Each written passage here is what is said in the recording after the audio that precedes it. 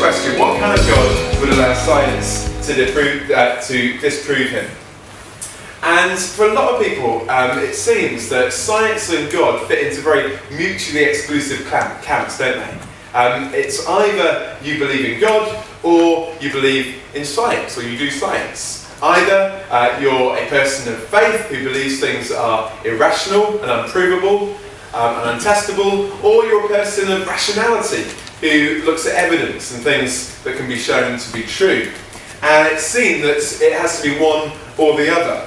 Michael Onfray said, God puts to death everything that stands up to him, beginning with reason, intelligence, and the critical mind. Richard Dawkins, famous scientist and atheist, said, faith is an evil precisely because it requires no justification and brooks no arguments. Or rather more humorously, Mark Twain put it this way: faith is believing what you know ain't true. And so, for many people, it seems it's got to be either or. Either faith and God, or science and reason. Now, as a Christian, and it may not surprise you to know that I am a Christian, I think this is quite an ironic conclusion that many people come to, for, well, at least three reasons I'll give you very quickly. Firstly, the growth of science in history grew out of cultures where the worldview was not atheistic, but actually a Judeo-Christian worldview, where people believed in a God who had created. C.S. Lewis put it this way. He said, men became scientific because they expected law in nature, and they expected law in nature because they believed in a lawgiver. Second reason why it's ironic, I think, is that there are many scientists through history and in the world today who are scientists and also believers in God. Many of them are Christians who see no contradiction between their study of science and their belief in God, that it can go together. And thirdly, I would say it's ironic because no matter how much we have discovered about science over the last 100 years, it doesn't correlate that the more we know about science, the less people believe in God. Actually, studies over the last 100 years show that amongst the scientific community, belief in God has remained relatively unchanged amongst the scientific community over about 100 years. Some people do, some people don't, some people are not sure. But it doesn't follow that the more we know about science, the less people believe in God. So I guess the question is why? Why this supposed contradiction? Why is this seen as a battle? And there might be different reasons. One of the ideas that people have put forward is that God is a God of the gaps. They say, well, God is unnecessary because we understand so much about the universe.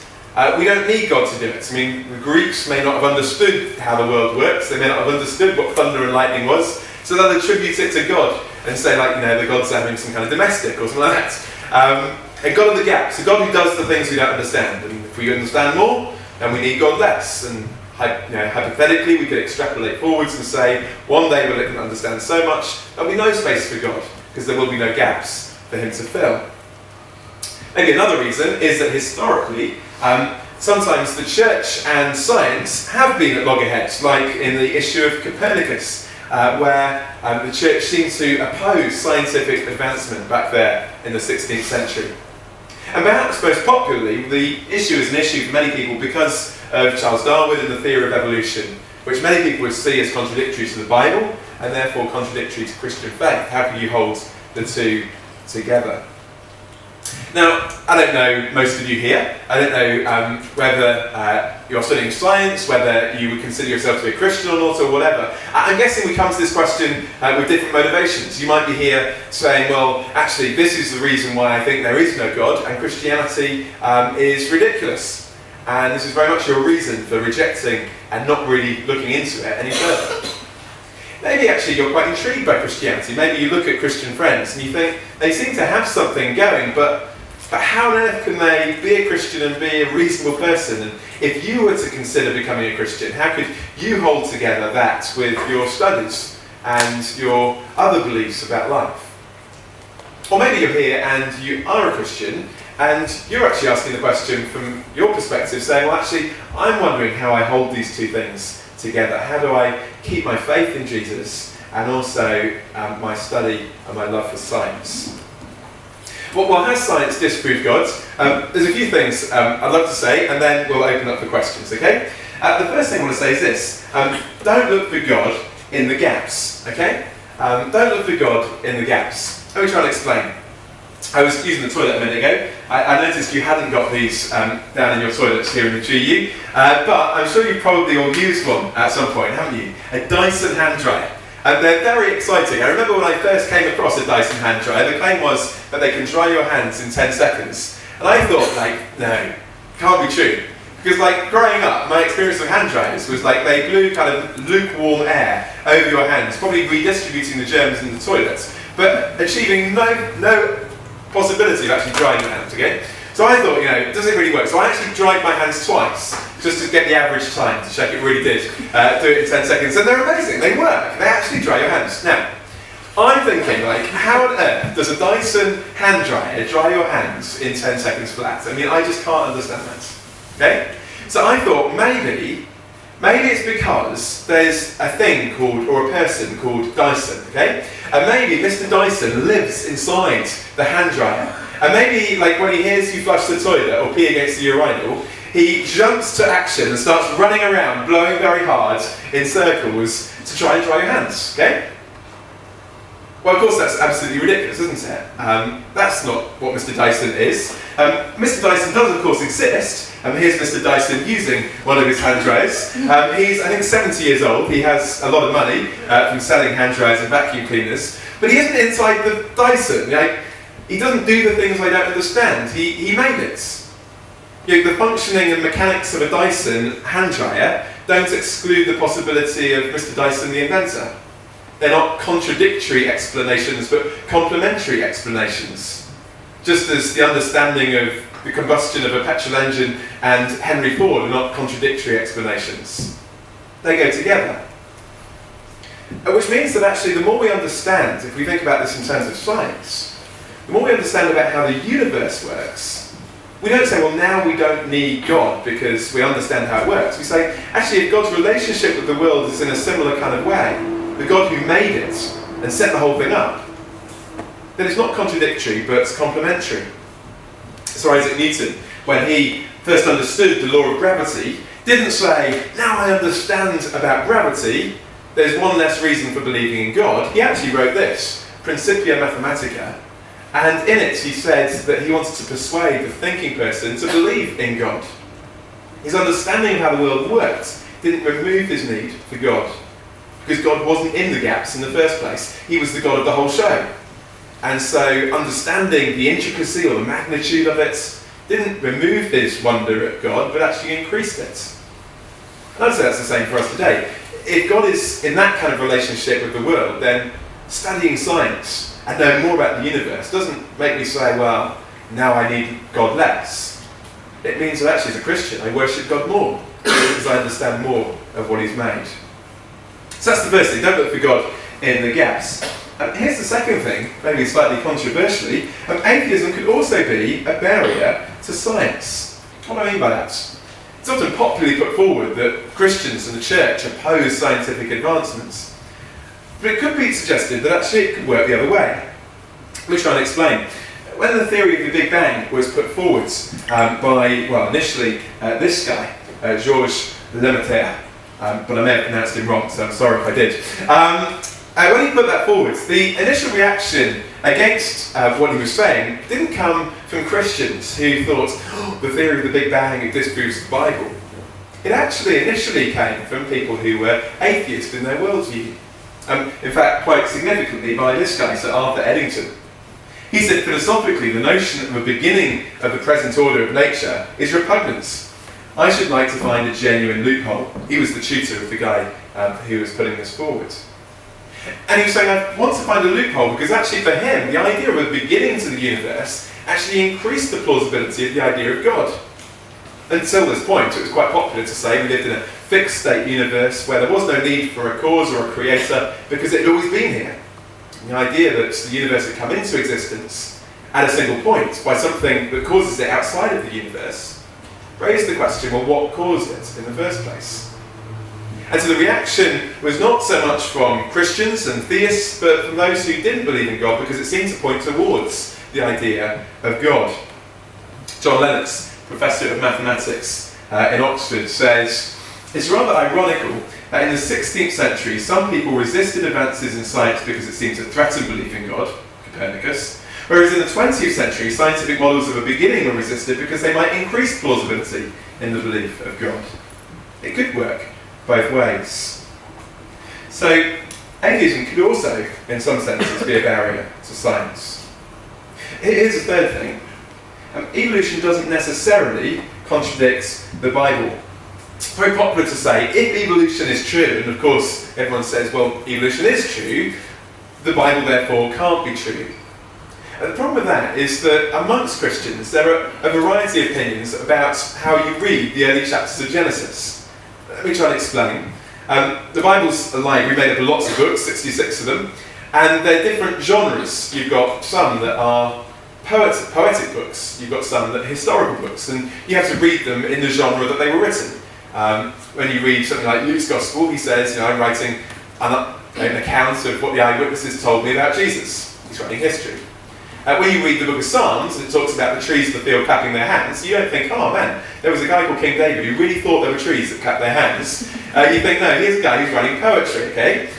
He's expressing something true, but through metaphoric language. It's how a metaphor works. It doesn't mean that he's not got true thoughts, but he's using metaphor to explain it. The difficulty with the early chapters of Genesis is that the genre is quite ambiguous. It, in some ways, sounds quite poetic, in some ways it sounds quite historical, but what is it? It seems to be unparalleled in literature. And so some Christians have said, no, this is a literal account of 6 24-hour periods, so many thousand years ago. But that is certainly not the universal historic Christian position. And there are many Christians today who would say, no, there is quite strong possibility that we could hold to the idea of evolution of some form and what we read in Genesis. And also that's not just a response to the theory of evolution as it was put forward in the 19th century. It wasn't just people saying, well, now we need to squeeze the Bible to fit with science. Actually, this idea that the days of Genesis may not be literal 24-hour days was put forward over 1,000 years before by one of the early church fathers. So it wasn't just a response to what they were saying. So evolution doesn't necessarily have to contradict the Bible, but I'll go even further and say this. Evolution could actually be a bigger problem for atheism. Now what do I mean by that? There's a philosopher, Christian philosopher called Alvin Plantinga, who popularised a theory in the last few years called the evolutionary arguments against naturalism. Sounds kind of ironic, doesn't it? But he put it forward, and although not universally agreed upon, of course, in the philosophical community, it is taken very seriously, and so it's worth thinking through. And what he's saying is this: if evolution is the only explanation for life as we have it, the only explanation for who we are as human beings, and nothing more, then actually should we trust our brains to tell us what is true about the world? Because if evolution is the only explanation, then the driving factor behind what we have now and who we are today has been survival, not truth.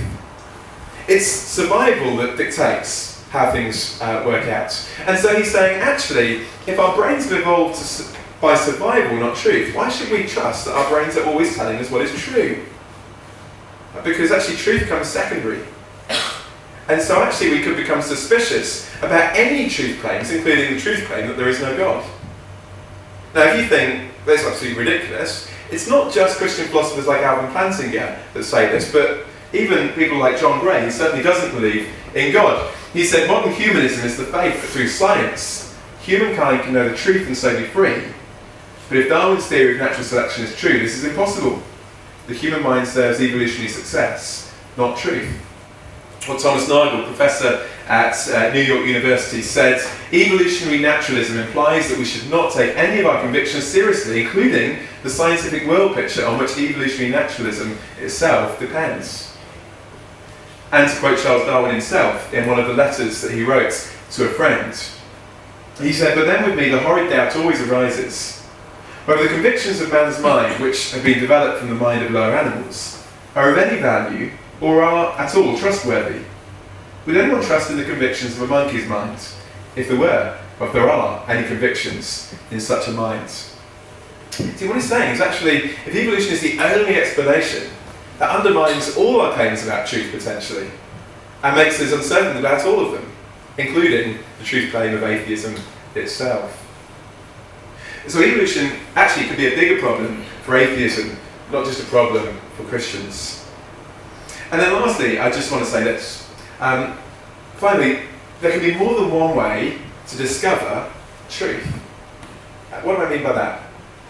Sometimes there can be a certain arrogance, not by all, but sometimes from some in the scientific community, particularly those who are trying to deny the existence of God, to say that science is the only way to know whether something's true or not, or it's the only reliable way to know whether things are true.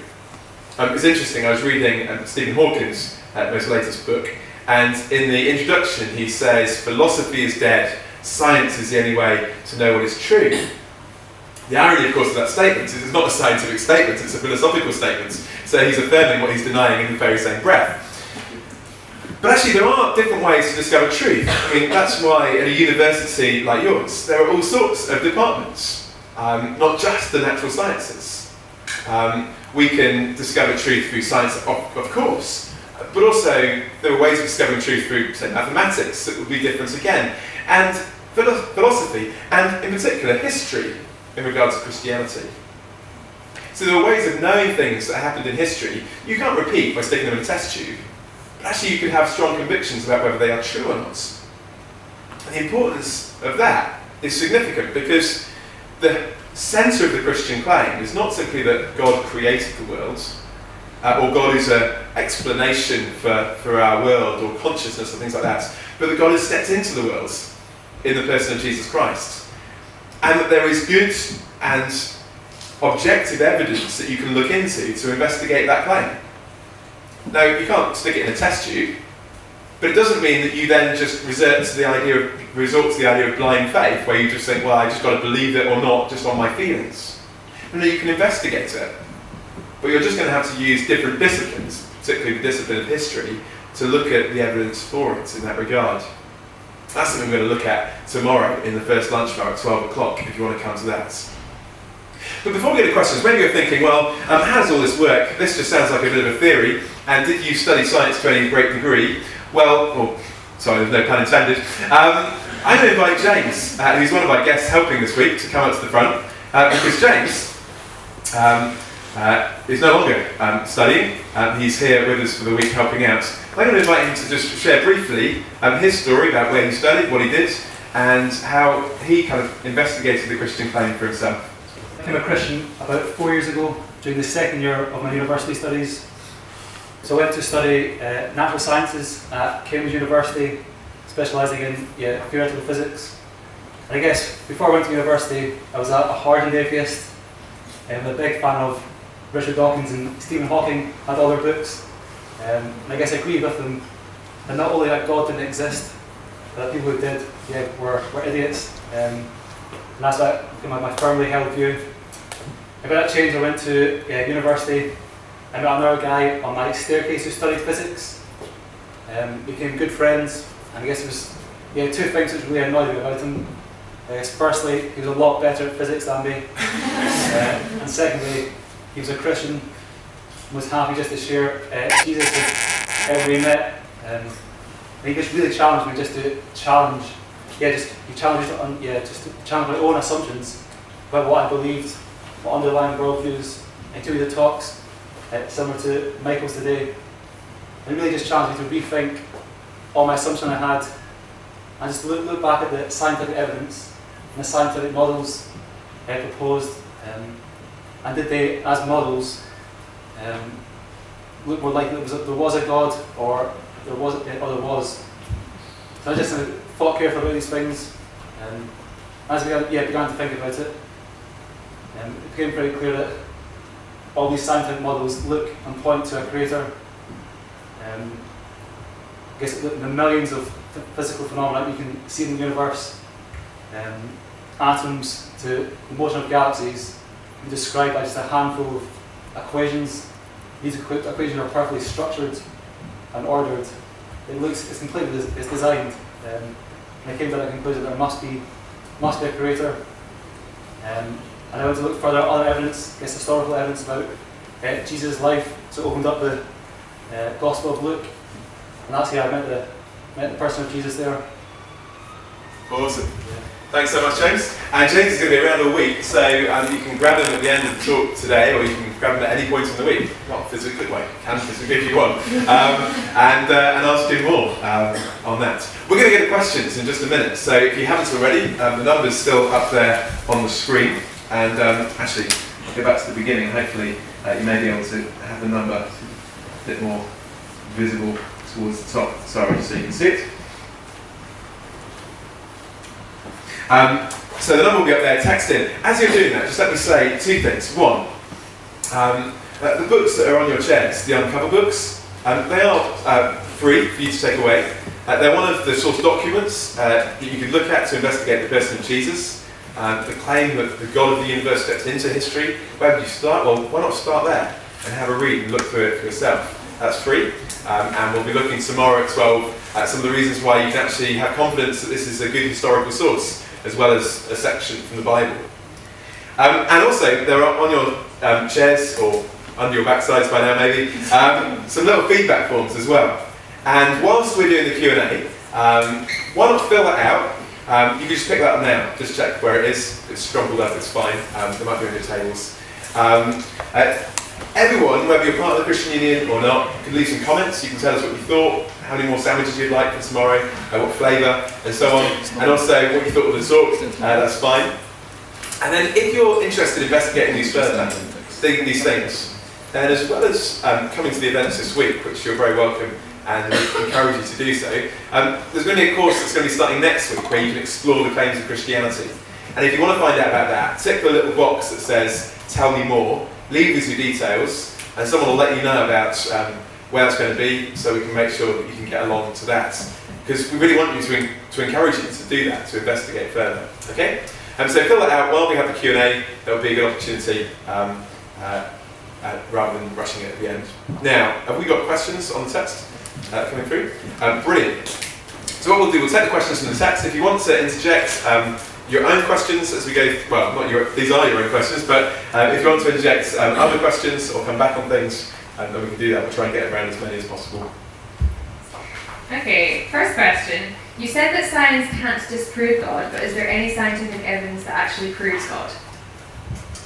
Yeah, great question. Is it kind of, I guess, is it a bit like the first Lunchbar where we were looking kind of at psychological explanations, saying, well, you just end up kind of having to be agnostic and saying, well, it does, it doesn't go one way or the other. I think it's interesting to say, obviously amongst the scientific community there are differences of opinion. There are scientists who strongly believe that God exists and scientists who don't. And so I would say science alone can help in that direction, but I don't think it would conclusively mean that I would say I'm absolutely convinced that God exists, and in particular that Christianity is true, because Christianity is far more than just a vague idea of God. It goes far further than that. I think I'd say there are some reasons. One of the things that James talks about is the intricate fine-tuning of the universe, things like that. And that's one question. Again, it's not conclusive proof, but it is something that is very powerful. There's someone like Anthony Flew, who was a lifelong, hardened atheist, to actually conclude that he believed that there was a God. So it is compelling, often though it's ridiculed and thrown out. The idea of a beginning to the universe at all, as we said in the talk, the fact that the universe began at some point, what caused the universe in the first place? That thing would have to be outside of the universe, outside of space and time. And that would fit with the Christian idea of God as we see in the Bible. It doesn't prove everything about the Christian God, of course, but certainly would fit and raises interesting questions. If there is no God, what is the cause? What explanation do we give other than that? So there's a couple of things there.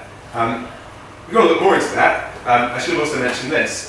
John Lennox, who I quoted in that talk, has engaged in this quite a lot, in far greater detail than we can do in 20 minutes. And God's Undertaker, Science Buried God, is a really helpful book that would look at that in more detail. You can have that for £1 on the bookstall if you're our guest today, not part of the Christian Union. If you are part of the Christian Union, it costs a little bit more. But do grab that, because obviously you can go into a lot more detail, and I highly recommend it. He's engaged with Dawkins twice in public debates, and he's a good guy. Has anyone got anything to come back on that? No? Okay, more questions? Yep.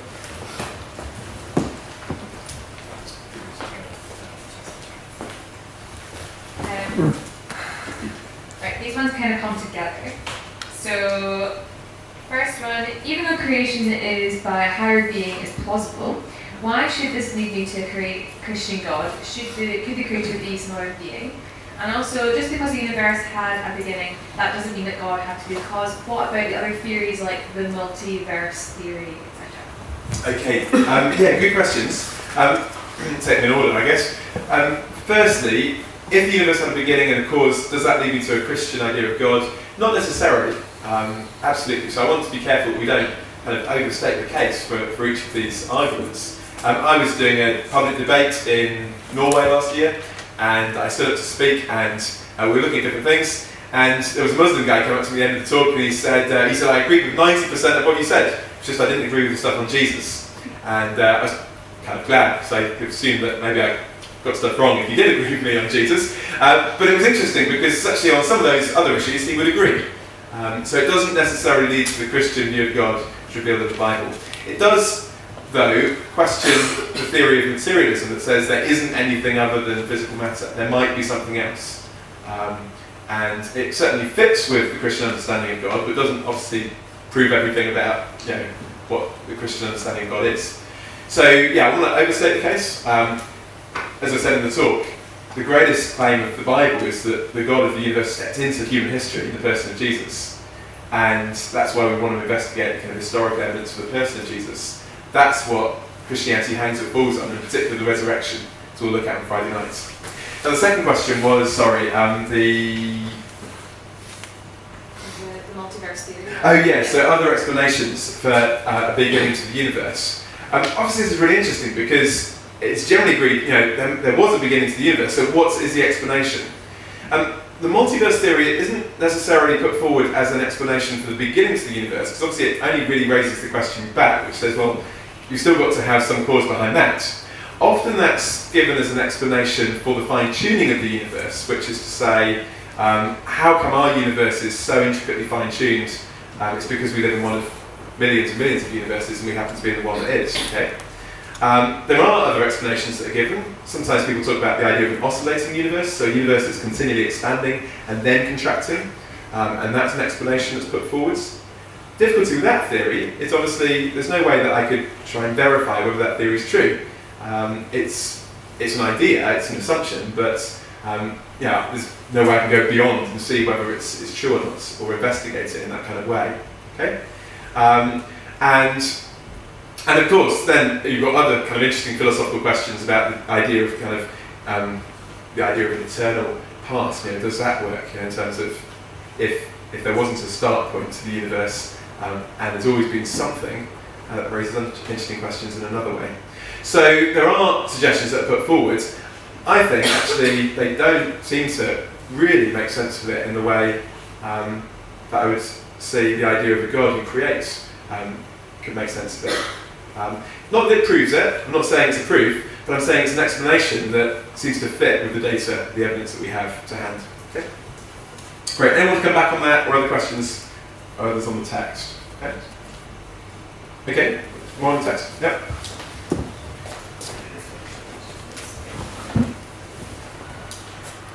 These ones also come together. What do you think of other species such as Neanderthals and their relation to God? And what would you say of the race of the giants in Genesis? Woo! Okay, so what about Neanderthals, their relationship to God? What about giants in the book of Genesis? Just some explanation for that.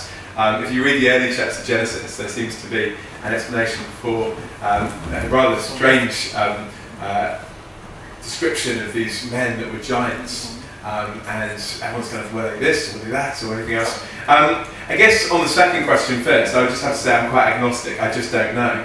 And I wouldn't want to suppose that I do. It's a very small, kind of incidental, verse that isn't spoken of elsewhere in the Bible, and so to try and give a kind of convincing or convinced word from it, I can't give one. Okay. In terms of the first question, in terms of Neanderthals and their relationship with God, I guess partly, again, there'll be different opinions on that. If you read, I'm trying to remember his name, do Christians have to believe in evolution? Gareth, what was, you remember? Okay. If you come to me afterwards, I'll Google his name. Sorry, so his name's gone out. But there's various interesting kind of suggestions put forward by Christians to say, look, how would it work? If evolution is true, was it that at one point in the process, God then took one individual pair and said that these are now created in my image, breathed his spirit and life into them? Was it that he took at a certain level of evolution all people alive at that time and said these are now people created in my image? There are different suggestions, and again, I'd just like to say, I don't know. I'm not going to say definitely this or definitely that. It's fascinating to explore it. I think what the Bible does say is that as human beings, we are created not just functionally more advanced than lower beings, but there is something about us as human beings, a value and dignity to us as human beings, which goes beyond that. And so what makes us created in God's image is not simply that I'm physically more evolved than someone else, but I do have, and I'm able to relate to God. I'm created in his image, and that gives me a value that goes beyond just a physical value. Which is why we'd also say that even those that don't have the same physical capacities or mental capacities, those who are severely disabled, for instance, still are created in God's image and have real value and dignity, because their value isn't derived from their capacities, but their ability to have a relationship with God. Now, exactly where that began, what period in history, I don't want to say for sure, I definitely know.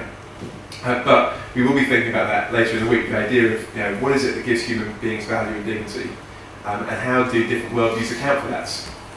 Because if you're going to reject the Christian worldview, you've got to think of some other explanation for that as well. Okay? Sorry if that's quite vague, but I don't want to be more certain than I think we can be on those issues. Okay? Great. Anyone want to come back on that? Ask further questions or any more on the text? Anyone? Okay. We'll finish by 10:02, by the way, if you're worried about lectures and stuff. We're keeping an eye on the time. Right, this is a long question, so just bear with me. Regarding the Dyson analogy, Mr. Dyson has a date of birth, address, etc., and can therefore be well defined. So it's easy to see how a well-defined being can have purpose and produce a product through design. The Christian God is timeless, and therefore isn't he difficult to define and interpret how such a being could design the world? Okay, thank you for the question. I won't try and repeat it, but I think you all heard it. Firstly, I want to say, when I use illustrations, I'm not trying to use them as perfect analogies. They are illustrations. Obviously, the illustration of Dyson is just saying that the idea of a designer and understanding how a thing works don't contradict each other. Understanding the workings of a machine doesn't remove the need for someone to design it. And the theory of, or the idea of the God of the gaps is very much, once you understand how it works, you don't need God, as if he was the explanation for how it worked. And the Christian understanding is, no, we can understand how it works, but actually God is the God of the whole show.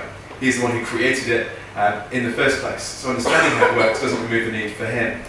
But of course you could meet Mr. Dyson, you could go and find out his date of birth, you can work out all about him and know how much money he's made off all those overpriced vacuum cleaners and everything else. And it's a lot more vague with God. How do you define God? Definitions are difficult, aren't they? How do you define God? We were in Reading University last week discussing this with the Atheist Society and having some interesting conversations. One of the things I was saying is the problem with a definition is in many ways definitions are kind of dots, aren't they? If you think of a definition as a dot, a thing is this. And trying to define God as this, that's quite hard, isn't it? So are we then just kind of agnostic and just say, well, we just have no clue? And I would say there's a difference between a definition and a description. A definition is like a dot. This is what something is. But a description is like a circle. It has an infinite number of dots within it, but also an infinite number of dots that are outside of it. And a description can be right, but it's not exhaustive. Now, Gareth, my colleague who did the first talk, I struggled to define him in a sentence But I could describe him. I could describe his fashion sense, his taste in music, things like that. There's an infinite ways I could describe him. And truly, I could also use descriptions that aren't true. The Bible doesn't define God, but it does describe, or to use a biblical word, reveal God to us. It reveals what God is like. And so we can't say God is this, but we can say this is how God has revealed himself. And in particular, I think this is again really important, the huge claim of the Bible that God revealed himself in the person of Christ. So to look at the person of Jesus and say, actually, here is something objective that happened in a certain place, at a certain time, in a period of history. And here are documents that account for it. And this is how they fit with other history. And we can look at whether they're reliable in the authors and the eyewitnesses, and we can see whether they had motives for writing that would mean that we shouldn't or should trust it, and so on. We can start to get into something very objective and verifiable when we look at the person of Jesus, rather than some idea of just an uncaused cause. And so again, that's why I'd really encourage you to come back tomorrow. It's a Lunchbar that we'll look at that in more detail. Okay? Great question. Got 2 minutes. Do we have any more on the text? Does anyone want to come back? Yes, it's Lila. Let's go with the analogy of Dyson.